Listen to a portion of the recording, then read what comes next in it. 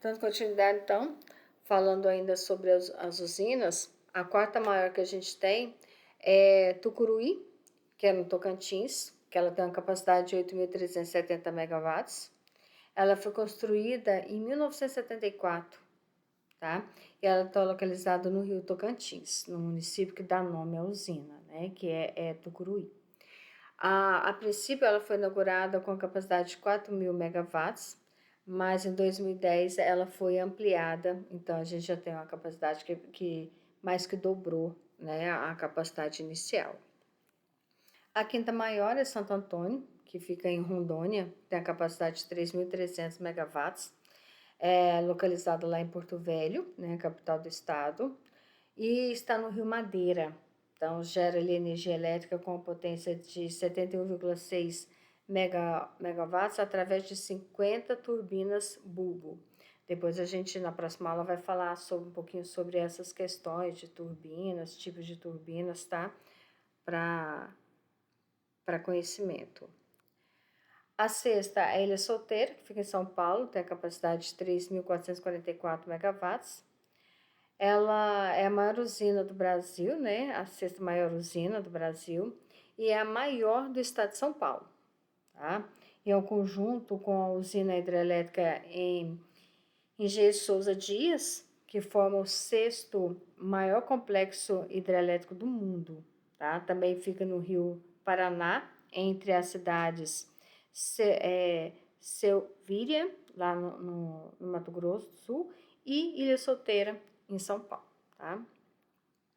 A sétima é Giral, né, que fica em Rondônia, também com capacidade de 3.330 megawatts, e faz parte do complexo Rio Madeira, por estar localizada nesse fluvial, né, que é a 120 quilômetros de Porto Velho, lá em Rondônia. A oitava é Xingó, né, que está ali entre Alagoas e Sergipe, capacidade de 3.162 megawatts, localizado no Rio São Francisco, que é o principal rio da região Nordeste, né? E ela fica entre os estados Sergipe e Alagoas. A usina de Xingó, ela fica precisamente a 12 quilômetros do município alagoano de Piranhas e a 6 quilômetros do município sergipano, que é Canindé, né, de São Francisco. A nona é Paulo Afonso, né, é a Paulo Afonso IV, fica na Bahia, capacidade de 2.462 megawatts, também conhecida como Paulo Afonso, o PA4, a gente de vez em quando ouve essas expressões, né? A usina está localizada na cachoeira de Paulo Afonso, também no Rio São Francisco, em operação desde 1979, tá? Ela é a maior ali daquele complexo hidrelétrico ali de Paulo Afonso. E a décima, fica em Jatobá, no Pará, capacidade de 2.338 megawatts, instalada no Rio Tapajós, e é a segunda maior usina daquele complexo. Então, sua construção começou há pouco tempo e a primeira unidade de geração está programada, a primeira, a primeira unidade de geração, ela entrou em funcionamento em 2017. Então, só para a gente lembrar aqui, ó, a gente tem a geração, depois tem a transmissão, distribuição e o consumidor. Então, a gente já viu as principais fontes de energia, a gente já viu as principais usinas que a gente tem, e a gente precisa entender por que a gente precisa de uma quantidade grande de usinas, né, de geração de energia num país tão grande, e por que existe essa interligação, todo esse sistema interligado na transmissão para atender o nosso consumidor. Então, a gente tem, na verdade, 3 tipos de consumidores, tá? Mas o mais conhecido, mais comum é o consumidor cativo e consumidores livres. Então, entender esse consumidor, para a gente entender um pouquinho sobre essa questão de toda essa malha que a gente tem no sistema elétrico de potência, tá? Então, a gente tem o consumidor cativo, que é o consumidor ao qual só é permitido comprar energia da distribuidora, detentora da concessão ou da permissão na área onde se localiza a instalação do acessante, né? E por isso não participa do mercado livre e é atendido sob condições reguladas. Então, nós somos consumidores cativos. Nós só podemos consumir da concessionária que fornece para cá, tá? Então, somos nós. Aí a gente tem os consumidores livres, que são os consumidores que podem escolher seu fornecedor de energia elétrica por meio livre de negociação. E a gente tem o consumidor especial, que é aquele com a demanda entre 500 kW e 1.500 kW, né, 1,5 megawatts, que tem o direito de adquirir energia de pequenas centrais hidrelétricas ou de fontes incentivadoras especiais, como eólica, biomassa ou solar. Então, a gente tem esses consumidores. Então, o que a gente percebe? Como existem consumidores que podem escolher de onde ele vai comprar, você precisa ter uma interligação, né? Igual eu expliquei na aula passada. Como que funciona esse processo, ok? Então, a matriz energética brasileira tem uma fonte principal de geração, que é a hidrelétrica, né? E de acordo com a ANEEL, né, a Agência Nacional de Energia Elétrica, atualmente mais de 60% do total de energia consumida no Brasil vem dessas usinas hidrelétricas. Apesar de ser uma fonte limpa de geração de energia, baseada no recurso hídrico, essas usinas trazem prejuízos específicos para o meio ambiente. Então, como por exemplo, de gerar grandes desmatamentos, inundam áreas de mata, causar problemas à flora e à fauna nas regiões alagadas. Então, tudo isso diminui um pouco em termos de valor do produto. Lembra que a gente falou agora há pouco? Então, para reduzir a dependência brasileira desse tipo de geração, é imprescindível que os investimentos em outras fontes sustentáveis e renováveis sejam ampliados no nosso país.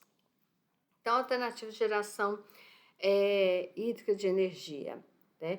Hoje, o mercado brasileiro de energia também conta com usinas eólicas, solares, termoelétricas e nucleares, né? Além de outras que estão em processo mais de pesquisa do que de produção efetiva, né? A principal fonte geradora de energia elétrica no país, né, que é a nossa usina de Itaipu, localizada lá no Rio Paraná, e o Brasil é considerado uma potência hidráulica, graças à abundância de águas, mas o futuro é verde e o território brasileiro tem todas as condições e características necessárias para tornar uma potência também no segmento das usinas solares e eólicas. Então, aquilo que a gente estava falando, né? A gente tem abundância de água, então, quando a gente pega a matriz do Brasil com a matriz mundial, a gente percebe qual que é o nosso potencial hidráulico, né? É discrepante com relação à análise que a gente faz Brasil e mundo. Então, com a sexta energia mais cara do mundo, o Brasil necessita de alternativas para gerar e distribuir eletricidade para a população. Então, como o país tem dimensões continentais, o desafio é grande, por isso que existe essa interligação, esse sistema assim. A expectativa dos especialistas do mercado brasileiro de energia é que, até o ano de 2030, a participação das hidrelétricas na matriz energética ela caia para algo em torno de 44%. Então, hoje está na faixa ali de 60%, né? Abrindo espaço para as novas fontes de energia com soluções sustentáveis, limpas e renováveis. Então, ela vai ser eficiente, também vai ser eficaz e efetiva. Então, se a gente analisar aqui, ó, falando de Minas Gerais, o que a gente percebe? Ó? Olha a quantidade de geradoras que a gente tem de energia, tá? Todos esses triângulozinhos. Os verdinhos são as centrais geradoras hidrelétricas, os azulzinhos são as pequenas centrais e a gente tem os vermelhinhos que são as usinas hidrelétricas. Então, a gente tem em Minas também é uma quantidade razoável, tá?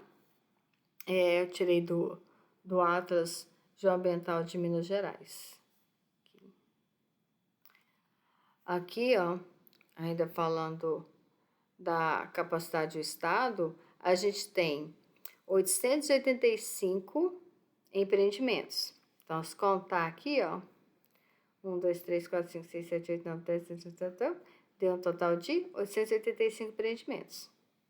Então, com um potencial, se a gente pegar aqui, ó, de eólico, de 156 quilowatts. Aí, a gente tem a maioria são as usinas termoelétricas aqui, ó. A gente tem 444. As centrais geradoras aqui, ó, 169. As fotovoltaicas, 140. E as usinas hidrelétricas, 53. Então, a gente tem uma boa quantidade de empreendimentos, né, de geração de energia em Minas Gerais. E a ideia da CEMIG, por exemplo, é aumentar toda essa unidade fotovoltaica. Okay? Então, Minas Gerais possui um vasto potencial para a exploração de energias renováveis, sobretudo de energia solar e biomassa, especialmente em seus municípios do norte. O estado é líder em relação à geração de energia solar fotovoltaica distribuída, mini e microgerações, e atualmente também está em expansão a instalação de empreendimentos fotovoltaicos de grande porte no estado, a exemplo do Complexo Solar de Pirapora, tá? Que possui 11 usinas, totalizando um montante de 321 megawatts, com capacidade de suprimento de demanda anual para mais de 400 mil lares brasileiros. No caso, mineiros, né? Bom, a ideia inicial de trazer para vocês era isso, trazer todo esse panorama relacionado à parte da geração, da necessidade de entender os consumidores que a gente tem, por que a gente precisa dessa malha tão grande, né, de interligação. E a gente tem uma atividade para fazer e na próxima aula a gente vai continuar falando sobre a parte da geração, ok? Qualquer dúvida, me pergunte. WhatsApp, Meet, ok? Até mais.